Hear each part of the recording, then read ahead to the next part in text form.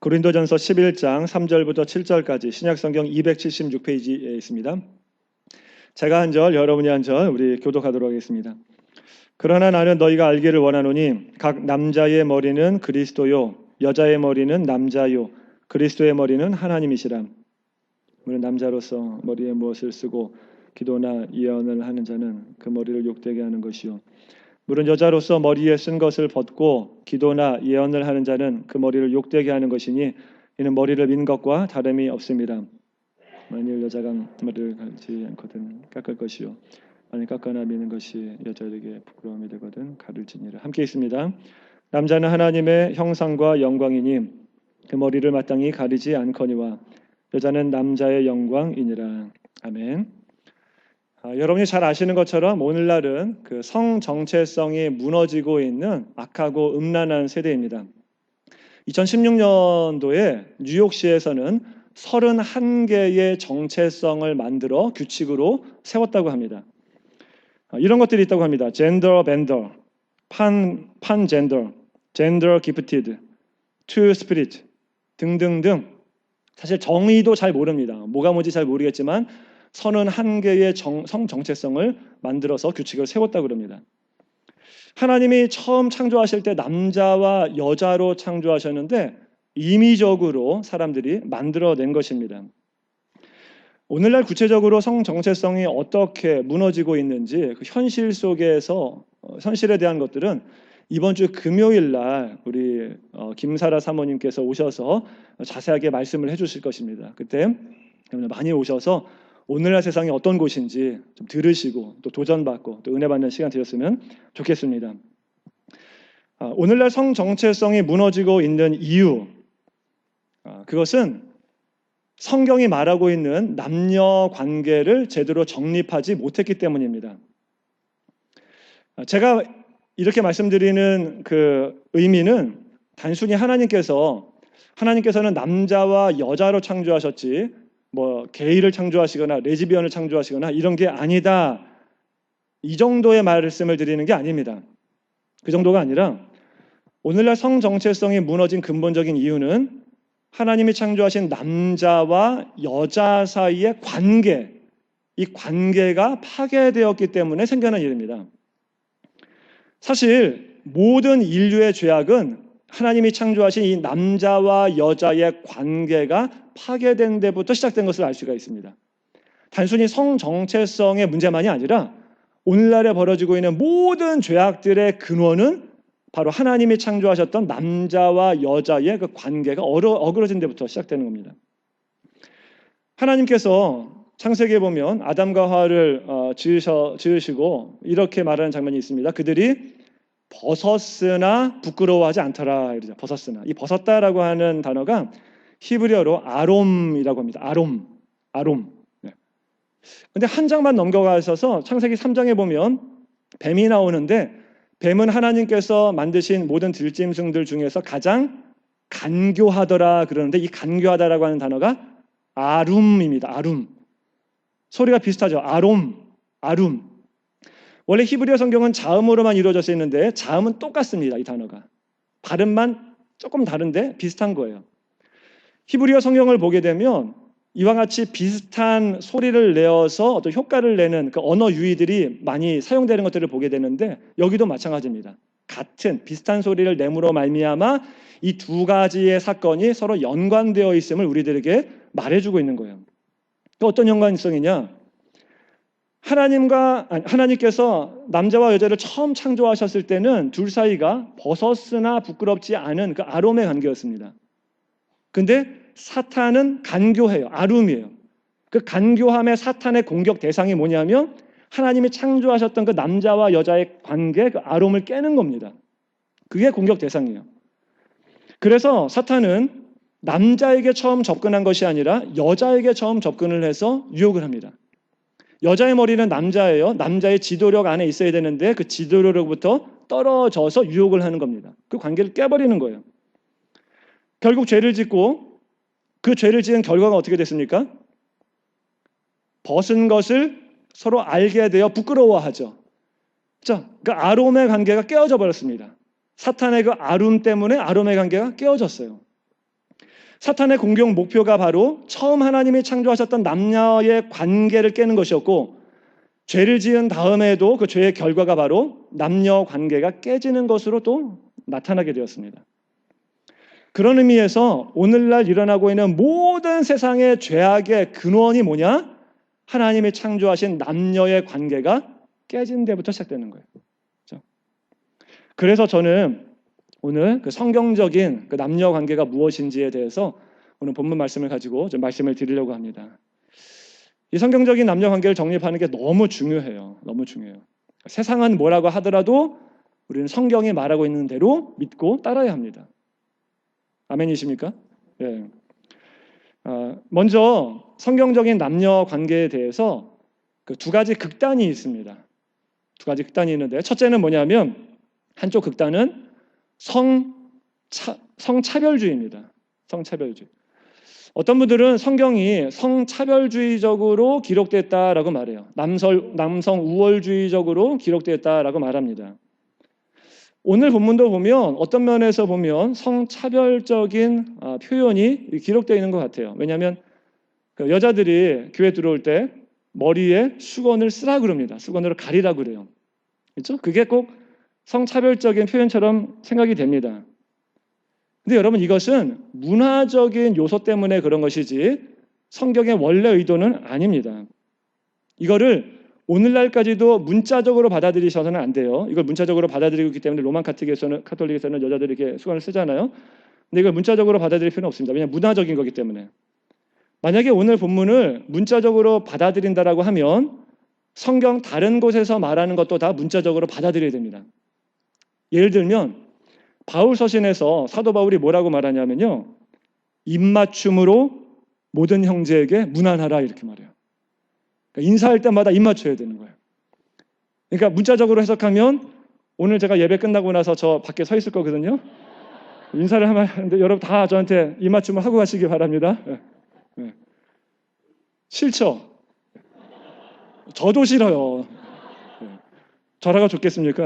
저도 원치 않습니다. 이건 문화적인 요소예요. 그렇죠? 그러면 왜 사도 바울이 당시에 여자들에게 머리에 수건을 쓰라고 말하는 것입니까? 당시에는요, 여자들이 오늘날 아랍권에 있는 여자들처럼 그 히잡처럼 수건을 쓰고 다녔습니다. 이게 모든 사회, 그 당시의 사회에서 다 그랬었어요.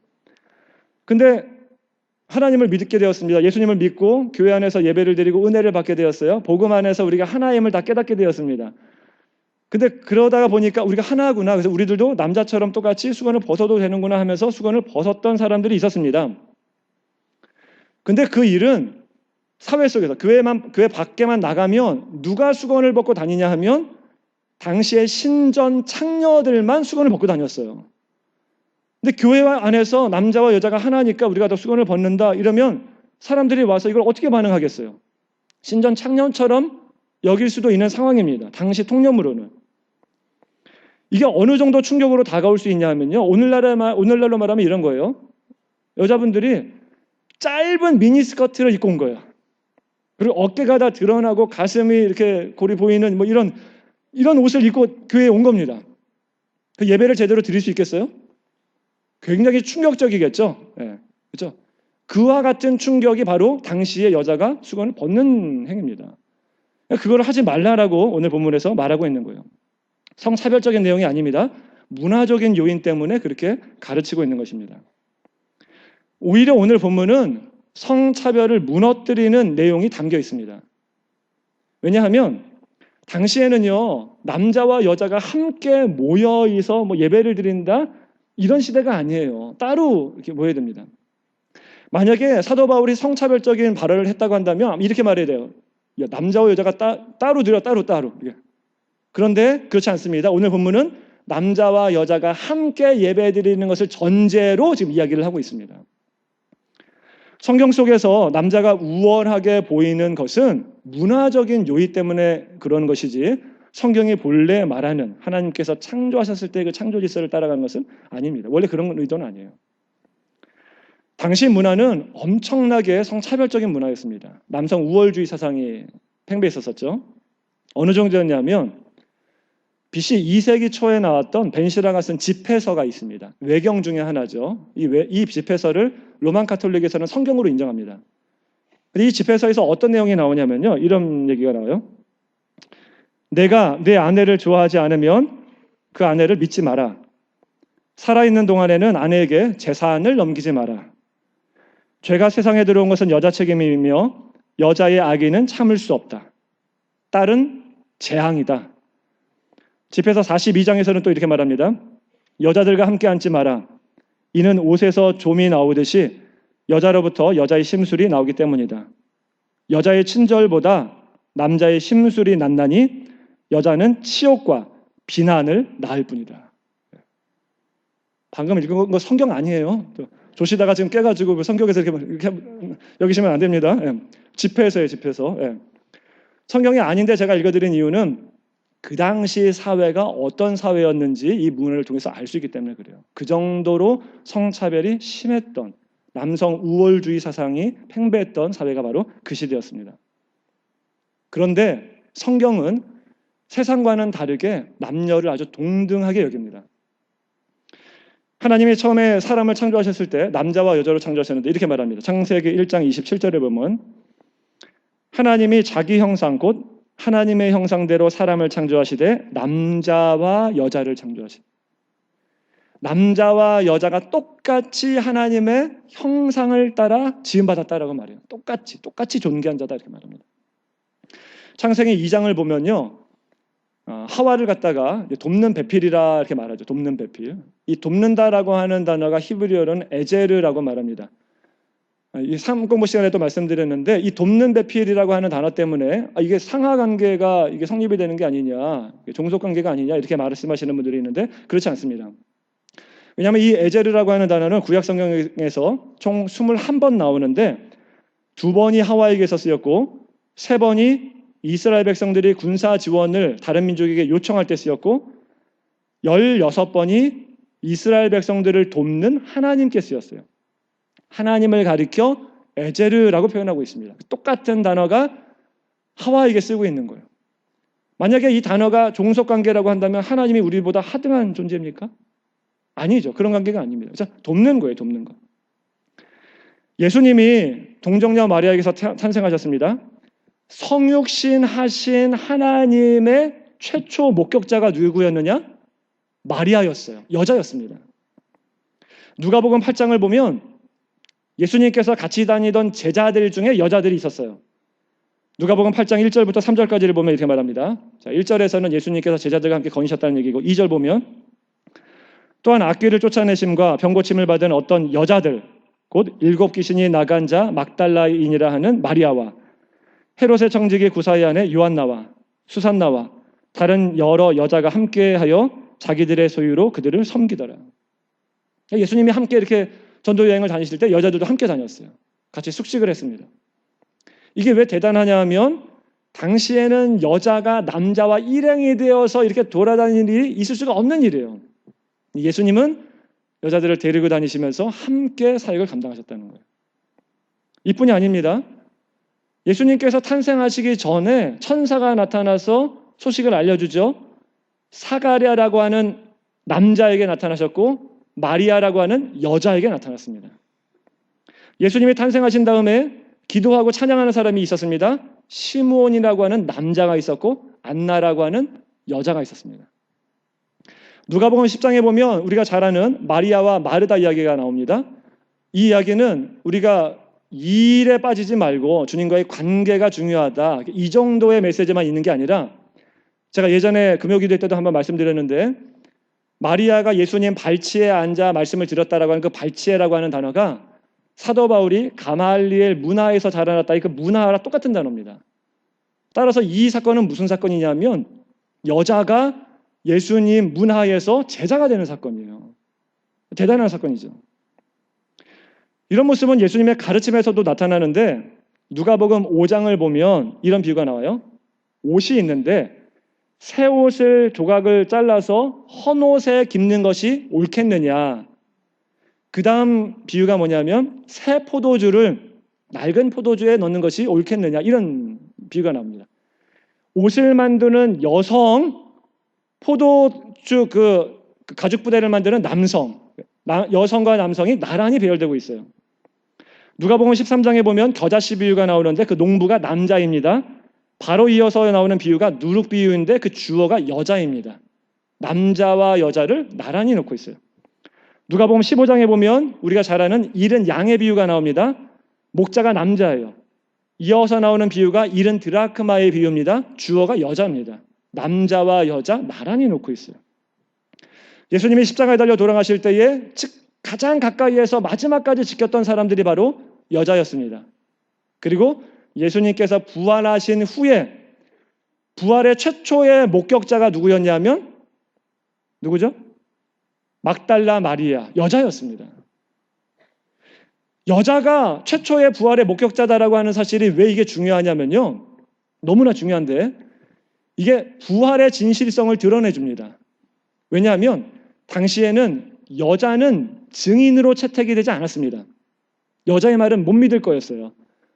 여자는 증인으로 채택되지 않은 상황인데 하나님께서 최초의 부활의 증인으로 여자를 삼으셨습니다.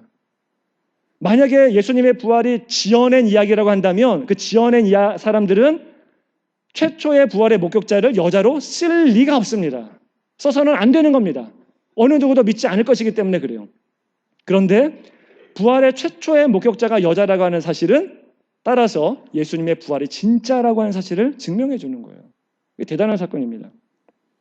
이 모든 것들을 볼 때 성경은 남녀를 차별하지 않습니다. 똑같이 하나님의 형상을 따라 지음받은 존귀한 자들입니다. 그래서 갈라디아서에서는 이렇게 말합니다. 3장 28절에 보면 같이 한번 읽어보겠습니다. 시작. 너희는 유대인이나 남자나 여자나 다 그리스도 예수 안에서 하나이니라. 남자와 여자가 다 하나라고 말합니다. 성경은 남녀를 차별하지 않습니다. 이게 한 가지 극단이에요. 두 번째 극단은 뭐냐? 남녀 관계에 있어서 잘못된 두 번째 극단은 바로 남녀 평등주의입니다. 남녀 평등주의. 성경은 남녀 차별을 말하지도 않습니다. 그러나 남녀 평등도 말하지 않아요. 오늘날 타락한 세상은 남녀 평등을 주장합니다. 남자와 여자가 능력이 동등한데 차별받아서는 안 된다라고 말하며 남녀 평등을 이야기합니다.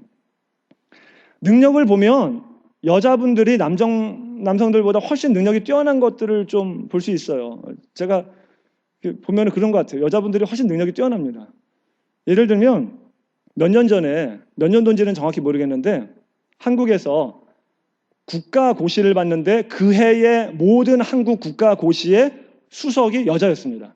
사법고시, 외무고시, 행정고시, 수석이 다 여자였어요.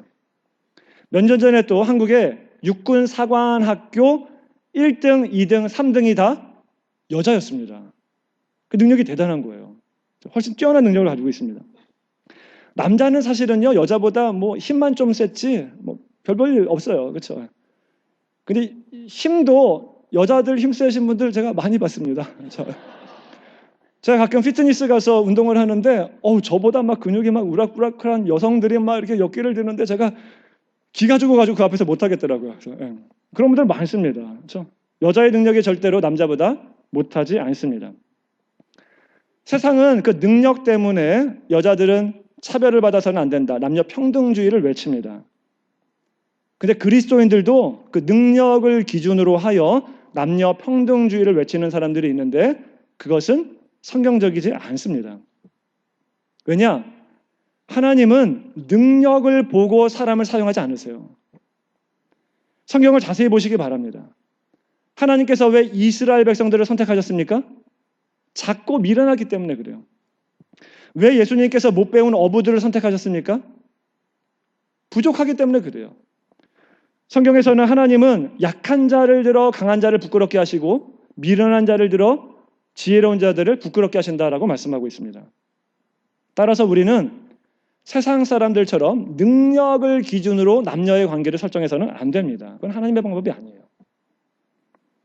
성경은 남자의 본성과 여자의 본성이 다름을 인정하고 있습니다.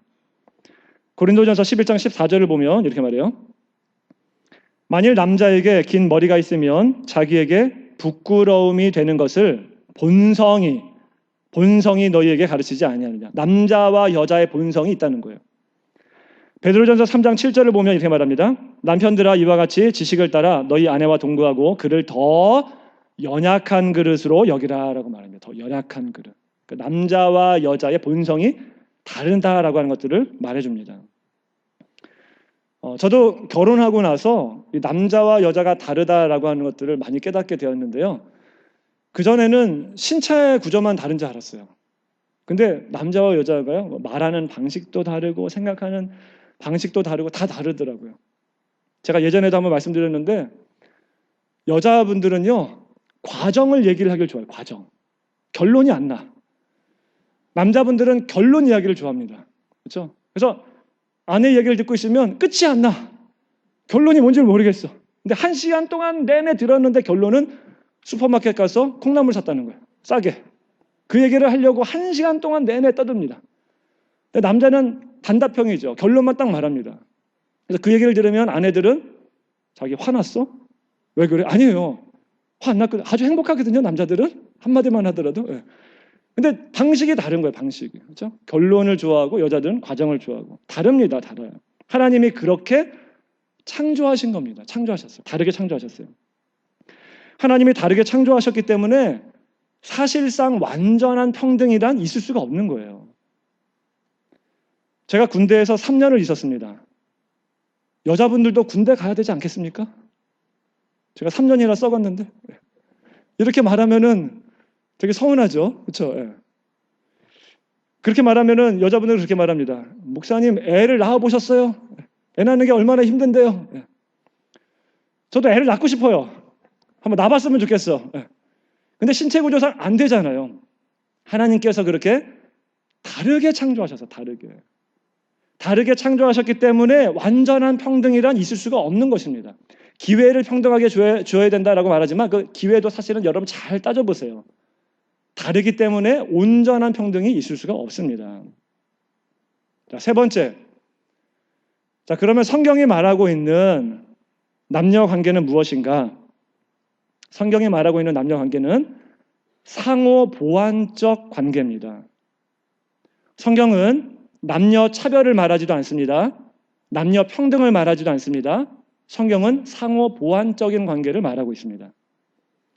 상호 보완주의는 하나님이 남자와 여자를 다르게 창조하셨으면 역할이 다름을 인정하는 것입니다. 만약에 남자와 여자의 역할에 구분이 없다라고 한다면 하나님께서 남자와 여자로 창조하셨을 리가 없어요.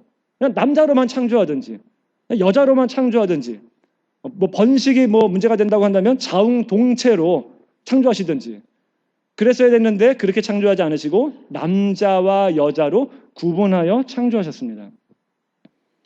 사람은 다 연약해요. 남자도 연약하고 여자도 다 연약합니다. 그래서 서로 돕는 배필로서 서로 도와 협력하게끔 만드셨어요. 그게 상호 보완주의예요. 근데 그 돕는 방식이 뭐냐? 남자와 여자가 서로 돕는 방식이 뭐냐? 그 방식이 이렇게 말합니다. 창세기 3장 16절을 보면 또 여자에게 이르시되 너는 남편을 원하고 남편은 너를 다스릴 것이니라. 그 여자에게 너는 남편을 원한다라고 말하는데 이 원한다라고 하는 의미가 어떤 의미입니까? 뭘 원한다는 거죠? 여자가 남편을 원한대요. 어떤 의미입니까? 요거는 요 다음 장에 똑같은 히브리어 표현이 나오는데 그거를 보면은 요 뜻이 명확해집니다.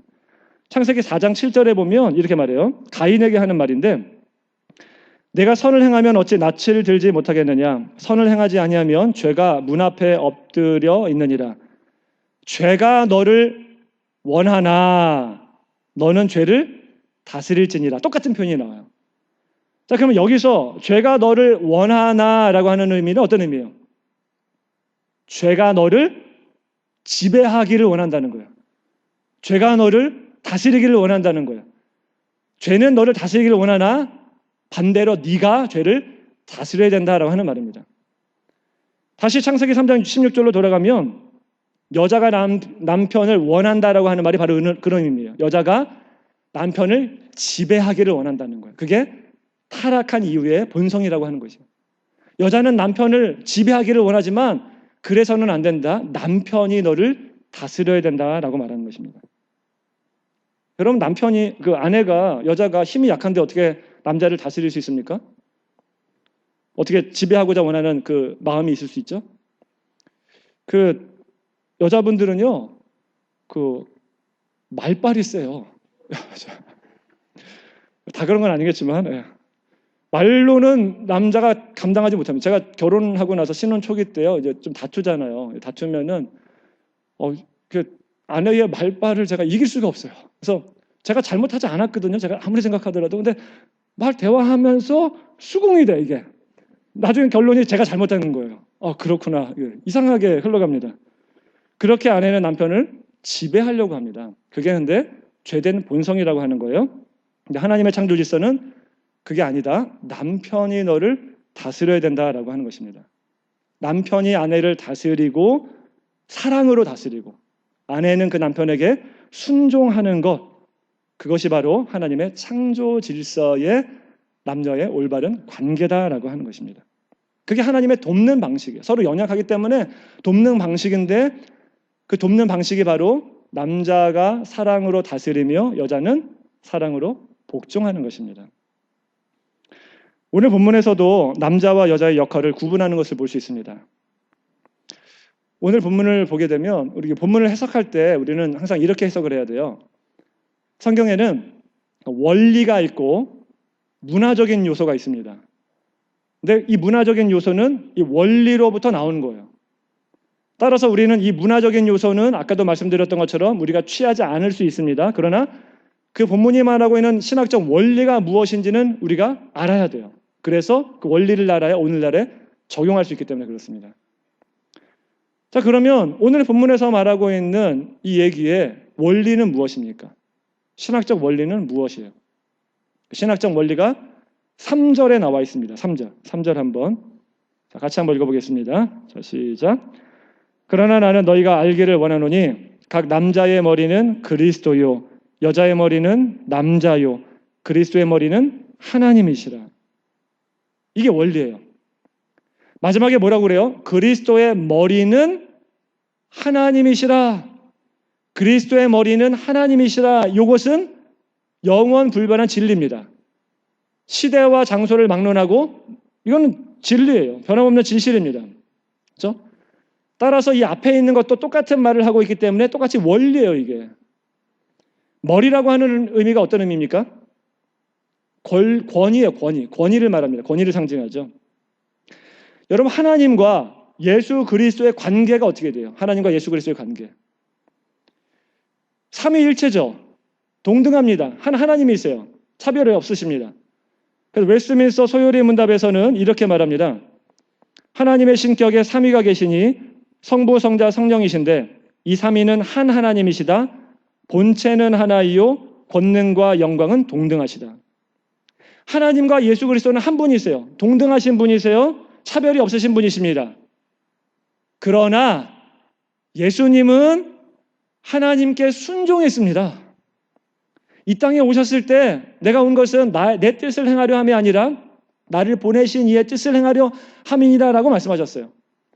하나님과 동등됨을 취할 것으로 여기지 아니하시고 자기를 비워 종의 형체를 가지사 이 땅에 오셔서 십자가에서 죽으시면서 복종하셨다라고 말합니다.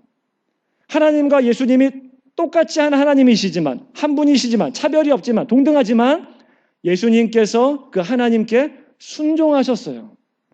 그 원리가 똑같이 남자와 여자에게 적용이 되고 있는 것입니다. 여자의 머리는 남자라고 말하고 있어요. 그 권위가 남자에게 있다라고 하는 것입니다. 하나님과 예수님이 동등하지만 순종하셨던 것처럼 남자와 여자가 동등해요. 동등하지만 순종을 해야 된다는 거예요. 남자가 다스리고 여자가 순종해야 된다라고 하는 것입니다. 사랑으로. 그게 바로 창조 질서입니다. 이 말이 여성분들에게는 거슬리게 들릴지도 모르겠습니다. 그렇죠? 예. 내가 왜 남자에게 순종해야 되느냐 이렇게 말씀하시는 분이 분명 있을지 모르겠어요. 근데 여러분 이렇게 한번 생각을 해보겠습니다. 예를 들어 볼게요. 예를 들어서 어떤 남자와 여자가 이제 데이트를 합니다. 길을 걸어가고 있어요. 저쪽에서 덩치가 큰 깡패들이 막 몰려오고 있습니다. 이런 상황 속에서 남자는 어떻게 행동을 합니까? 남자도 겁나요. 겁이 나죠. 그런데 여자를 사랑하는 마음으로 내 뒤에 숨어. 내가 다 막아줄게. 빨리 도망쳐. 이렇게 말하고 상대를 하죠. 그렇죠? 이게 남자의 본성이죠. 그렇죠? 여자의 본성이기도 합니다. 근데 여기다 대고 여자분들이 이렇게 말합니까? 아니, 이 남자가 왜 나한테 명령이야? 네. 어디서 나보고 순종하라는 거야? 이렇게 말하는 여자분들이 있습니까? 뭐 있을 수는 있겠지만 남자 여자의 본성은 아닙니다. 그렇죠? 그게 아니에요. 그렇죠? 남자에게는 자기의 한 몸을 바쳐 내가 죽더라도 이 여자를 보호하고 싶어하는 마음이 있는 거예요. 그래서 이 여자를 다스리는 것입니다. 여자는 그 다스림에 순종함으로 말미암아 그 보호 아래 거하는 것입니다. 그렇죠? 이게 성경이 말하는 아주 아름다운 상호 보완적인 관계입니다. 하나님이 창조하셨을 때 남자와 여자에게 심겨주신 본성이 있는데 그 본성에 따라 남자는 사랑함으로 여자를 보호함으로 주관을 하고 여자는 사랑함으로 그 보호를 받음으로 순종하는 것, 이게 성경이 말하고 있는 올바른 남녀 관계라고 하는 것이에요. 그렇게 할 때 예수 그리스도가 드러나고 하나님께 영광이 되는 것입니다. 물론 남자가 어떠한 명령을 내리든지 그 명령에 여자들이 다 순종해야 된다, 이런 말씀을 드리는 건 아닙니다. 말도 안 되는 명령들이 있을 수 있어요. 그런 것들 다 순종해야 된다는 얘기가 아니에요. 또 남자가 하는 말에 여자가 토시 하나도 달면 안 된다, 이런 말을 하는 것도 아닙니다. 여자가 자기 의견을 낼 수도 있습니다. 그러나 최종적인 권위는 남자에게 있다는 거예요. 사람과 복종의 관계는 그리고 그리스도 안에서 이루어질 때 이게 아름다운 것입니다. 남편이 만약에 아내에게 폭력을 가한다고 한다면 그게 남자입니까? 그렇죠? 예수님이 언제 교회에 폭력을 가하셨습니까? 아내가 남편을 손에 쥐고 쥐락펴락 한다고 한다면 그게 여자의 올바른 상입니까? 아니죠. 교회가 언제 예수님을 손에 쥐고 이렇게 쥐락펴락 했었습니까? 남편과 아내의 상호 보완적인 관계는 그 상호 보완적인 관계를 통하여서 예수 그리스도와 그 교회의 비밀을 드러내는 데 목적이 있습니다. 그래서 에베소서 5장에서는 이렇게 말합니다. 에베소서 5장 31절 32절을 보면, 그러므로 사람이 부모를 떠나 그 아내와 합하여 그 둘이 한 육체가 될지니, 남자 여자 남편과 아내를 말하고 있어요. 근데 32절에서 이렇게 말합니다. 이 비밀이 크도다 나는 그리스도와 교회에 대하여 말하노라. 그러니까 남자와 여자의 관계, 남편과 아내의 관계가 보여주는 것이 결국은 그리스도와 교회의 관계를 나타내주고 있다라고 하는 것입니다. 거기에 목적이 있다라고 하는 거예요. 그렇기 때문에 남편은 그 그리스도를 드러내도록 사랑하며 다스려야 되고, 아내도 마찬가지로 그리스도가 드러날 수 있도록 사랑하는 마음으로 순종해야 되는 것입니다. 아멘? 네. 아멘이 좀 작네요. 네. 이런 이야기가 있습니다. 어떤 남편이 자기 셀폰에 아내 사진을 담아놓고 다니면서 가끔씩 보는 거예요. 그걸 보면서 주변의 친구들이 자네는 아내를 너무 사랑하나 봐. 그랬더니 이 남편이 하는 말이, 저는 힘들 때마다 셀폰에 있는 아내 사진을 보면서 내가 이런 역경도 이겨냈는데 내가 뭘 못하겠나 하면서 힘을 낸대요. 그 아내도 셀폰에 자기 남편 사진을 가지고 다닌다고 합니다. 주변 분들이 남편을 참 사랑하나 봅니다, 이렇게 말했더니 이 아내가 하는 얘기가, 저는 힘들 때마다 이 남편의 사진을 보면서 내가 이 인간도 사람 만들었는데 이 세상을 살면서 내가 뭘 못하겠나 하면서 힘을 낸다고 합니다. 여러분, 부부관계가 만약에 이렇다고 한다면 너무 슬픈 거 아닌가요? 이게 비극 아닙니까? 사랑해서 결혼했는데. 이런 관계 속에서 어떻게 예수 그리스도가 드러날 수 있으며 어떻게 교회의 비밀이 드러날 수 있겠습니까? 그렇죠? 존 파이퍼 목사님은 결혼신학이라는 책에서 이런 말을 했습니다. 잘 들어보세요. 굉장히 중요한 말입니다. 결혼은 영원한 것을 보여주는 일시적인 것이다. 결혼은 결혼 자체의 목적이 있는 것이 아니라 그 영원한 것들을 위하여서 잠깐 결혼이 있는 것이래요. 결혼은 하나님을 드러내기 위해 존재한다. 결혼은 그리스도와 구속받은 그분의 백성인 교회와의 언약 관계를 본받는 것이다. 그러므로 결혼의 가장 고상한 의미와 가장 궁극적인 목적은 그리스도와 교회 간의 언약 관계를 드러내는 것이다. 이것이 바로 결혼이 존재하는 이유다. 이렇게 말합니다. 여러분, 우리가 하늘나라 가서까지도 부부관계로 있는 거 아니에요?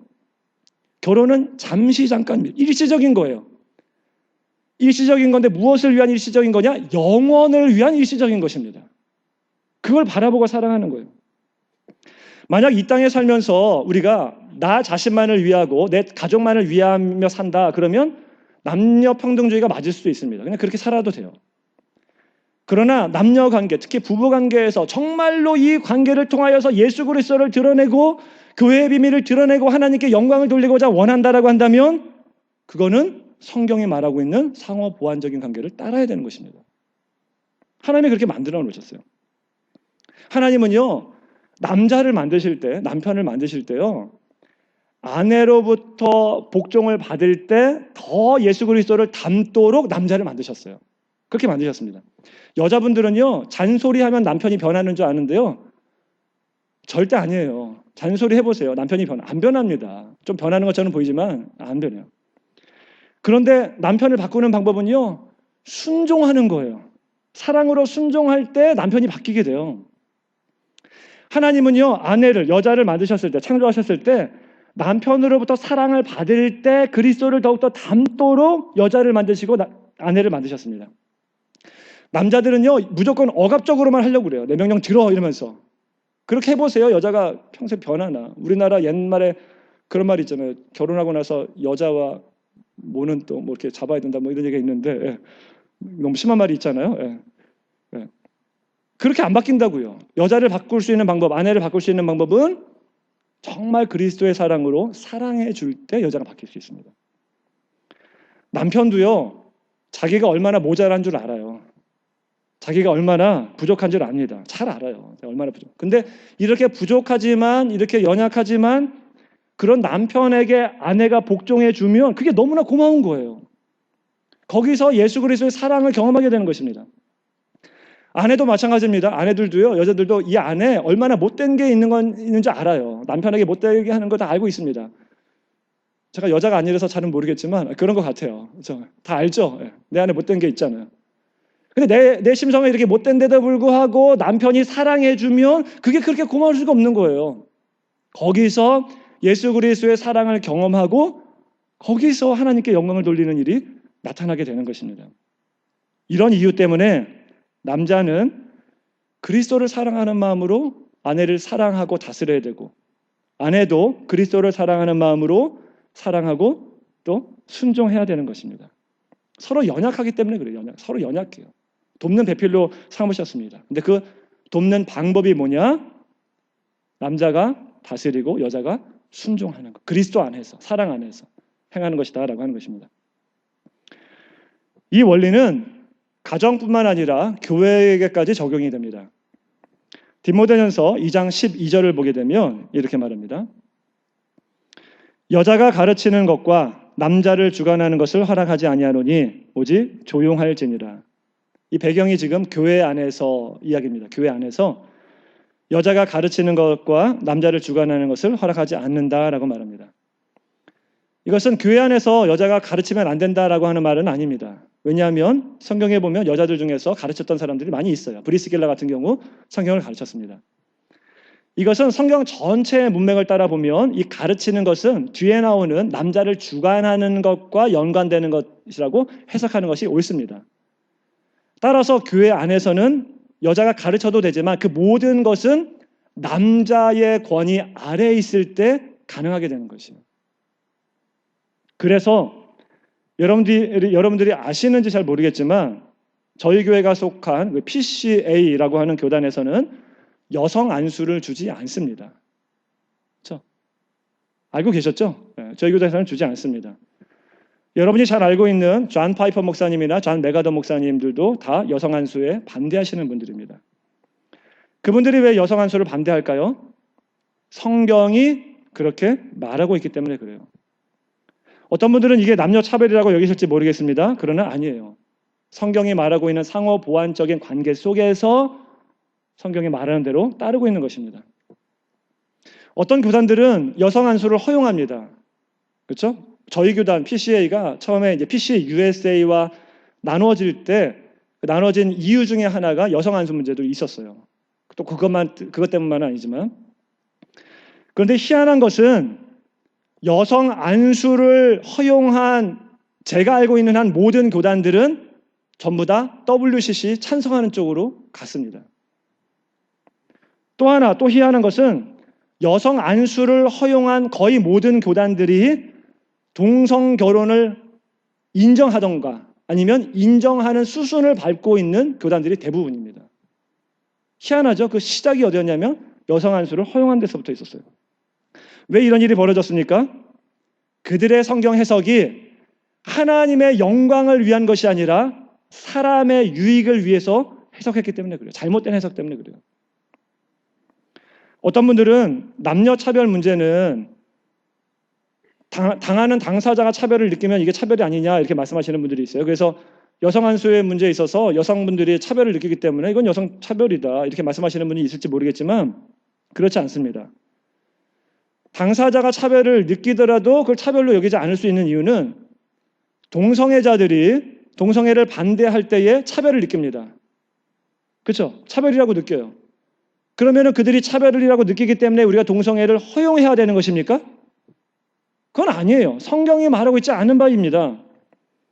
우리가 동성애를 인정하지 않는 것이 하나님의 창조 질서에 어긋나는 것처럼, 인정하지 않는 것이 창조 질서에 근거한 것처럼 남성과 여성의 구분이 있다라고 하는 상호 보완적인 관계도 하나님의 창조 질서에 근거하고 있는 것입니다.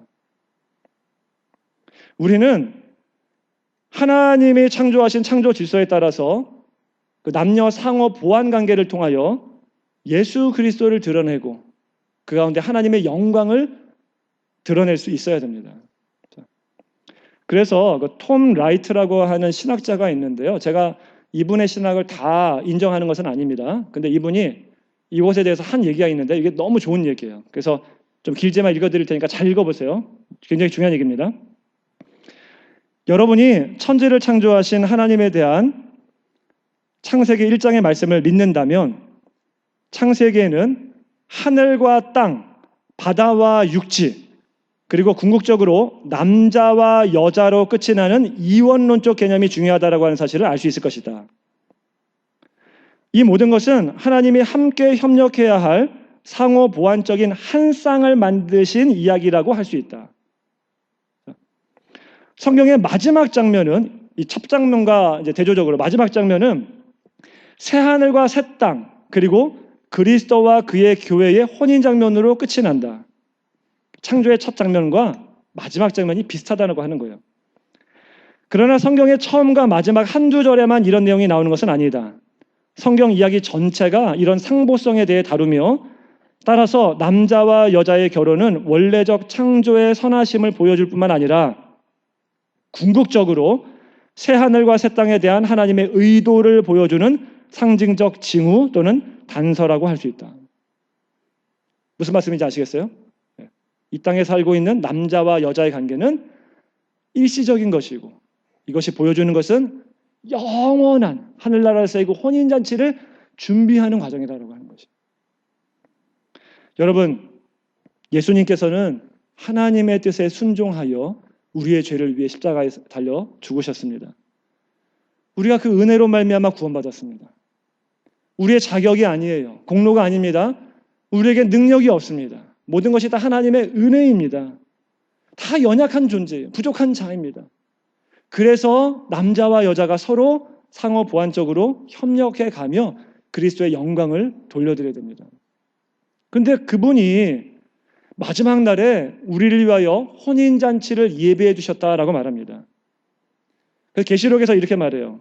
계시록 19장 7절부터 9절까지를 보면 이렇게 말합니다. 우리가 즐거워하고 크게 기뻐하며 그에게 영광을 돌리세. 어린 양의 혼인 기약이 이르렀고 그의 아내가 자신을 준비하였으므로 그에게 빛나고 깨끗한 세마포 옷을 입도록 허락하셨으니 이 세마포 옷은 성도들의 오른 행실이로다 하더라. 천사가 내게 말하기를 기록하라. 어린 양의 혼인잔치에 청함을 받은 자들은 복이 있도다. 여러분, 저는 이 구절을 읽을 때마다요, 너무 기뻐요. 흥분되지 않습니까? 우리를 위하여 십자가에 달려 돌아가신 그분께서 하늘나라의 혼인잔치를 예배해 놓고 있다라고 말합니다. 우리는 그곳에 반드시 갈 거예요. 놀라운 혼인잔치에 참여하게 될 것입니다. 기쁘지 않으십니까? 표정을 보니까 별로예요. 너무 좋잖아요. 그렇죠? 예. 올라가면 우리가 혼인잔치에 참여하게 될 터인데. 근데 이 땅에서의 남녀관계, 그 부부관계가 바로 그 혼인잔치를 준비하고 있다라고 하는 거예요. 그 천국의 모습을 이 땅에서 살아내는 것이 바로 남녀의 관계, 부부관계라고 하는 것입니다. 그래서 여러분 가정에서 이와 같은 혼인잔치를 연습하며 살아가고 계십니까? 여러분 가정은 천국이 되셨습니까? 예? 천국이세요?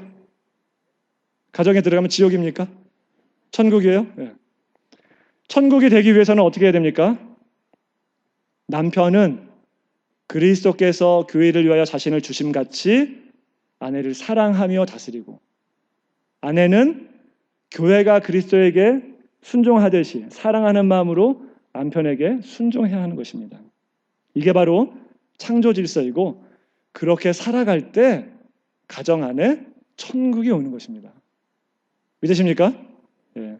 오늘 이 말씀 잘 기억하시고 장차 올 영원한 그 어린 양의 혼인잔치를 소망하면서 이 땅에서 천국의 삶을 사실 수 있는 저와 여러분 되시길 간절히 축원합니다.